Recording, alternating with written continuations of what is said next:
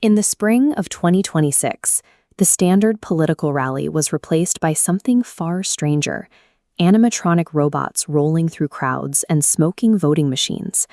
Across West Bengal, Tamil Nadu, Kerala, Assam, and Puducherry, 824 assembly seats were up for grabs.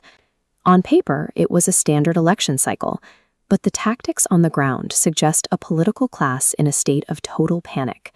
Voters were no longer responding to the traditional political playbook. The usual cycle of grand legacy speeches and hereditary entitlement was meeting a wall of public apathy. To break through, campaigns split into two extremes. One half of the strategy leaned into futuristic sci-fi tech, while the other reverted to bizarre, low-budget street theater. These desperate measures were a direct response to a public that had become increasingly difficult to distract with standard campaign posturing. This desperation fueled the everyman strategy. Wealthy leaders, many of whom hadn't walked a public street in years, suddenly began performing manual labor for the cameras. In West Bengal, politicians began forcing their way into private kitchens to fry pakodas. One candidate even spent an afternoon in a local barber shop, attempting to shave a customer's beard to prove his commoner credentials. The strategy reached its peak with the fish tactic. Candidates paraded through residential neighborhoods holding giant raw river fish, trying to physically signal a connection to local culture. In Assam, the chief minister took a different route to relatability. During a live rally, he stood on his campaign vehicle and gave a voice command to a smart speaker. "Hey Alexa, play Run." These curated moments didn't feel like public service.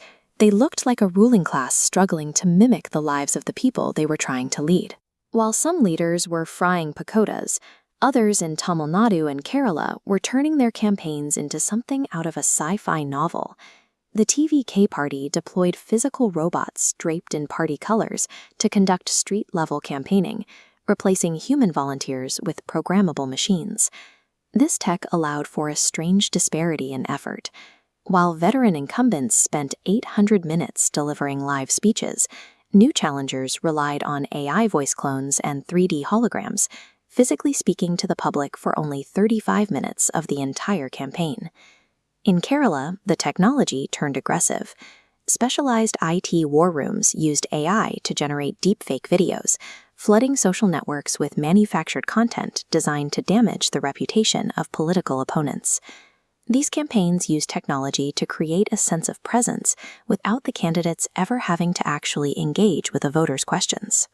In Puducherry, the technological experiments were stripped away, leaving only the raw transaction of political bribery. This chart shows spending spikes in Puducherry, where a candidate linked to a lottery empire used massive financial influence to dominate the local race. Operatives distributed 15,000 gift coupons and flat cash payments of 5,000 rupees directly to individual voters in exchange for support. As candidates bought votes, election officials were left pleading for them. In Kerala, top-ranking IAS officers were filmed dancing in music videos on local beaches, quite literally begging the youth to show up to the polls. The image of officials dancing for attention while candidates handed out cash coupons defines the state of the 2026 electoral environment. The question is whether any of this, the robots, the fish, the AI clones, or the cash, actually worked. When the results were announced, the answer was a clear no. The most powerful, heavily entrenched leaders in Indian politics were defeated in their own home constituencies. Despite her massive campaign machinery and years of dominance, Mamata Banerjee was defeated in Bhawanipur by over 15,000 votes. In Tamil Nadu, the defeat of Chief Minister M.K. Stalin marked the first major break in decades of Dravidian political control. In Kerala, the entire Left Democratic Front collapsed, ending a decade of communist rule as the opposition swept 102 seats. This wave of results proved that even the most expensive PR firms and sophisticated gimmicks cannot save an incumbent from a public that is ready for a change.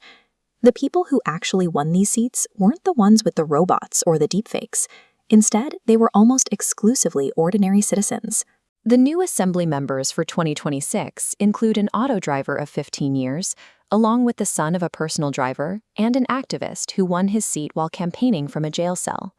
Even the massive political shift in Tamil Nadu was led by a former actor who relied on a 10-year-old network of grassroots volunteers, rather than his movie star status. Ultimately, in 2026, the voters demonstrated that no matter how many robots or deepfakes a campaign deploys, the power to decide who leads still rests with the individual at the ballot box.